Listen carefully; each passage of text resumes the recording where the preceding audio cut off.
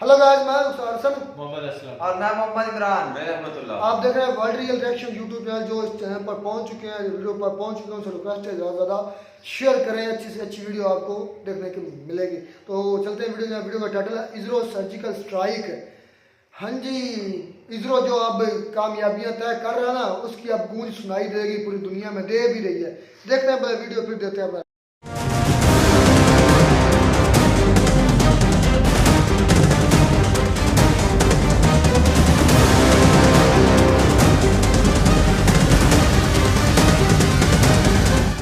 देश की पश्चिमी सीमा यानी पाकिस्तान और पूर्वी सीमा यानी चीन पर बारीकी नजर रखने के लिए थल सेना के अलग अलग कमांड सेंटर्स अन्य सेनाओं से कोऑर्डिनेशन के लिए जल्द ही नया सैटेलाइट बनाया जाएगा।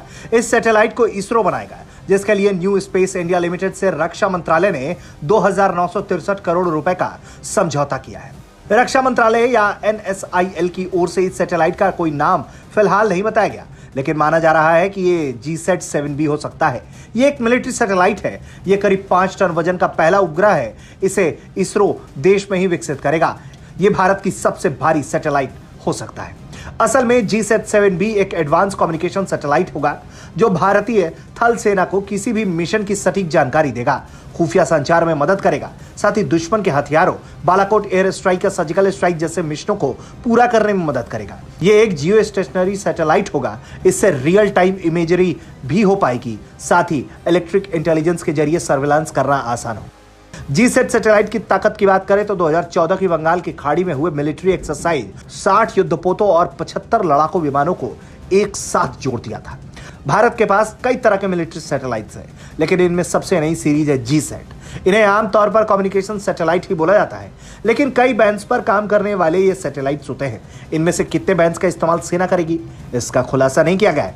असल में ये सैटेलाइट होगी सीक्रेट मिशन का हिस्सा। सैन्य उपग्रहों के बारे में ना तो सरकार बताती है, ना ही इसरो और ना ही कोई अन्य वैज्ञानिक संस्था। ये बिल्कुल सीक्रेट होता है। माना जाता है कि देश के पास तकरीबन 10 GSAT सैटेलाइट्स हैं जो अभी अंतरिक्ष में काम कर रहे हैं। इनमें 168 ट्रांसपॉन्डर्स लगे हैं, जिनमें से 95 ट्रांसपॉन्डर C, एक्सटेंडेड C और KU बैंड्स के हैं, यानी टेलीफोन संचार, टीवी ब्रॉडकास्टिंग, मौसम पूर्वानुमान, आपदा पर अलर्ट, खोज एवं राहत कार्य में मदद करने का काम किया जाता है। इसके अलावा भारत के पास इलेक्ट्रोमैग्नेटिक इंटेलिजेंस गैदरिंग सैटेलाइट है। इसमें इलेक्ट्रिक इंटेलिजेंस पैकेज लगा है। इसे कौटिल्य नाम दिया गया।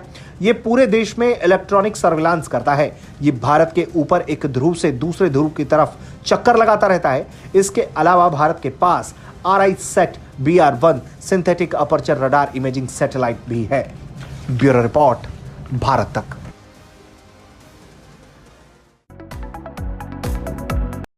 वीडियो ही खत्म। तो भाई इसरो की जितनी तारीफ करें काम में, इसरो ने जो नई अचीवमेंट्स नए से नए आया दिन कोई ना कोई वो अचीवमेंट कर रहे हैं। ये तब मुमकिन है जब आपके लोग पढ़े लिखे होंगे, मेहनती होंगे। अच्छा, इसरो की अचीवमेंट पर आए तो इसरो ने रिप्लेस कर दिया है जो रशिया की सैटेलाइट्स जो कंपनी थी उसको। मतलब अब रशिया से भी ज़्यादा इसरो अपनी और दूसरे कंट्रीज की सैटेलाइट्स भेज रहा है। रिसेंटली न्यूज़ आई थी कि इसरो के थ्रू 36 आई थिंक या 72 है या 36 से मैं अगर भूल नहीं रहा, तो ये सैटेलाइट अपनी मिला कर पूरी मतलब दूसरी कंट्रीज की भी सेंड कर रहा है और उसके जरिए ज़र मुबादला कमा रहा है इंडिया। तो भाई इसरो को जो काम करने वाले वर्कर्स हैं इंडियन के लोगों को, उनके लिए भाई अप्रिशिएटिंग मूवमेंट मैं तो क्लैपिंग करना चाहूँगा कि उन्होंने इतना अच्छी अचीवमेंट की है। अब आते हैं डिफेंस के लिहाज से। अब डिफेंस के लिए जारी बात है, जब जिनके पास कम्युनिकेशन होगी, अपनी सैटेलाइट्स होगी, अपना सेटअप होगा भेजने वाला, तो इसरो जो है वो भाई दिन ब दिन तरक्की कर रहा है। और अब मिलिट्री के लिहाज से देखें, उनके अपने मिलिट्री सैटेलाइट्स हैं। अब वो भाई इंडिया को अब सर करना या उस पर चढ़ाई करना, पहले ही पाकिस्तान मुंह की खा चुका है। अब तो इम्पॉसिबल सी बात हो गई है, अब तो छितर खाने वाली बात है। अब तो वो भाई पाकिस्तान के अंदर घुस कर बालाकोट स्ट्राइक करते हैं और वो इन सैटेलाइट्स की वजह से इमेजेस भेजे। वो स्ट्राइक जिसमें उन्होंने हमारे 3-4 दरख्त गिरा दिए। नहीं जी, नहीं असलम भाई, उन्होंने बालाकोट वाली। मुझे ये बताओ, यही हमारे कंफ्यूजन है। कुछ लोग हमारे कहते हैं कि उधर कुछ नहीं ना देते सबूत। मेरे सुन लेना, सबूत तब हो जब आप उस एरिया में किसी को जाने दिया जाए। सबूत कब मिलते हैं? जब आप उस एरिया में जहाँ स्ट्राइक हो, उस एविडेंस इकट्ठे करने किसी को दिया जाए, अगर किसी को दिए ना जाए तो सबूत फिर कहाँ से मिलेंगे? सबूत तब तक मस्त हमारी होगा। आर्मी ने तो दिए थे, उन्होंने कहाँ दिए थे? तस्वीरें वगैरह शाया की थी। इस तरह वो भी शाया करते हैं। लाइव जो था ना वो तो अभिनंदन साहब थे। नहीं वो तो चले उन्होंने तो वो भी एंटर हुए हैं ना, हुए कि नहीं हुए? इंटर तो हुए, तो इंटर होना ही बहुत जवाब मर्दी की बात है भाई मेरे। नहीं, इंटर हुए तो जमा मर्दी की तो वाकई बात है। जब अभिनंदन साहब को पड़ी थी तो ये तो बहुत उसकी हिम्मत की दाद देते हैं। उन्होंने तो उधर जाके अपना हीरो बना लिया था भाई। उसने इतनी जवाब मर्दी दिखाई है कि पाकिस्तान के अंदर घुसकर स्ट्राइक भी की है।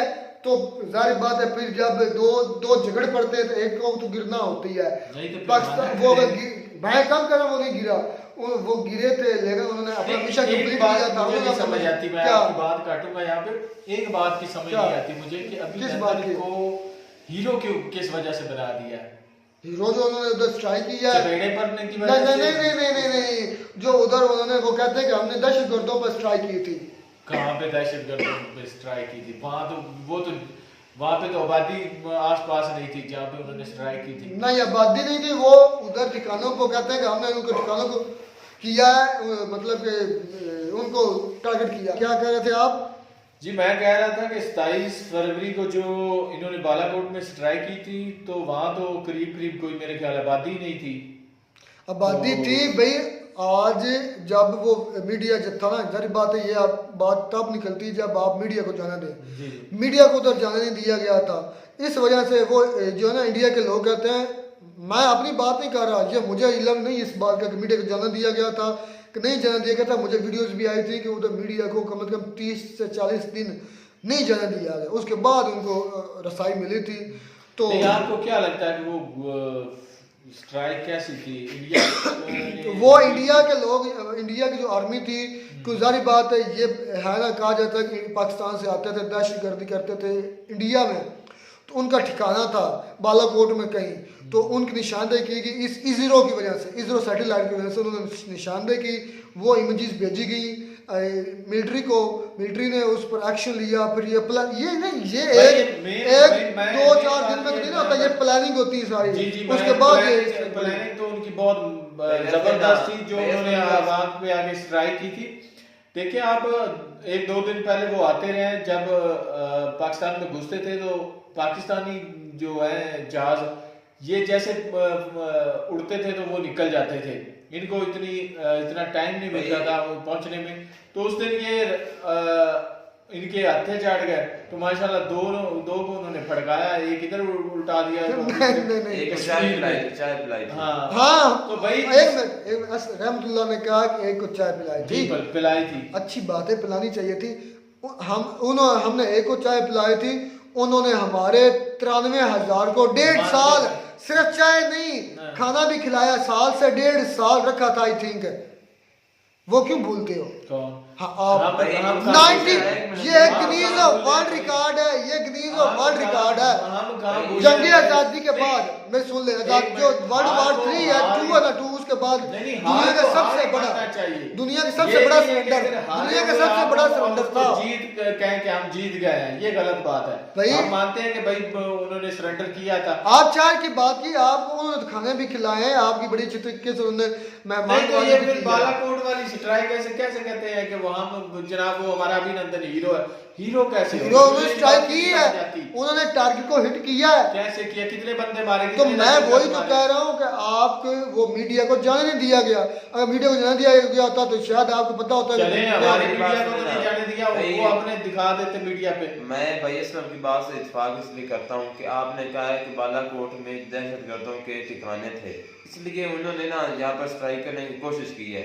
ये आपकी बात ठीक है, लेकिन जिस दिन 27 फरवरी से पहले कंफर्म डेट नहीं याद किस दिन आए, वो पहले की 27 फरवरी से मेरी बात सुनते हैं। वो राजस्थान से भावलपुर वाली साइड पे आए, उनके 12 फाइटर जेट रात को तकरीबन 2-3 बजे आए हैं, 2-3 दिन आते रहे।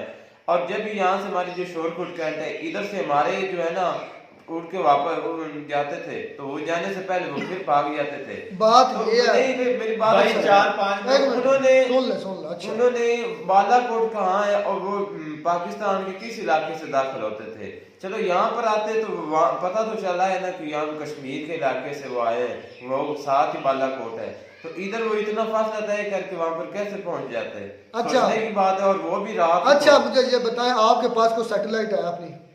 मुझे तो इस बात का नहीं पता। कोई भी नहीं है। अच्छा कभी आपने अपने थ्रू, अपने बिहार पर, अपनी पावर पर, अपने दम पर कोई सैटेलाइट भेजी है खिला में?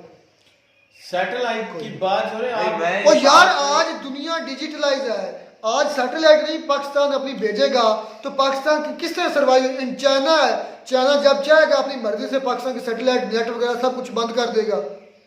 आप तो दुनिया के मोहताज है, आप चाइना के मोहताज है, अमेरिका के मोहताज है, वो अपने दम पर सारे कुछ बगैर दुनिया उनकी मोहताज है, आप उनसे कंपेरिजन करने बैठ भाई गए। सैटेलाइट उन्होंने बनाई है, मैं इस बात पे अप्रिशिएट करता हूँ, बहुत अच्छा काम किया है। लेकिन ये जो बात बीच में उन्होंने डाली थी ना कि बालाकोट स्ट्राइक, ये वो स्ट्राइक, ये बात गलत है यार। जो उन्होंने गलत है की उसको है, गलत बोलो, जो ये सही है हकीकत है। उसको सही बोलना चाहिए। बात नहीं थी भाई उनकी ये मिलिट्री सैटेलाइट्स इसरो दुनिया ये की इस वजह से उन्होंने रिप्लेस बनाई कर रही है ताकि रशिया को। पाकिस्तान और चाइना की जासूसी कर सके, उसकी जो आर्मी करनी को है, चाहिए। करनी चाहिए, करती वो- रहती है एक दूसरे की जासूसी।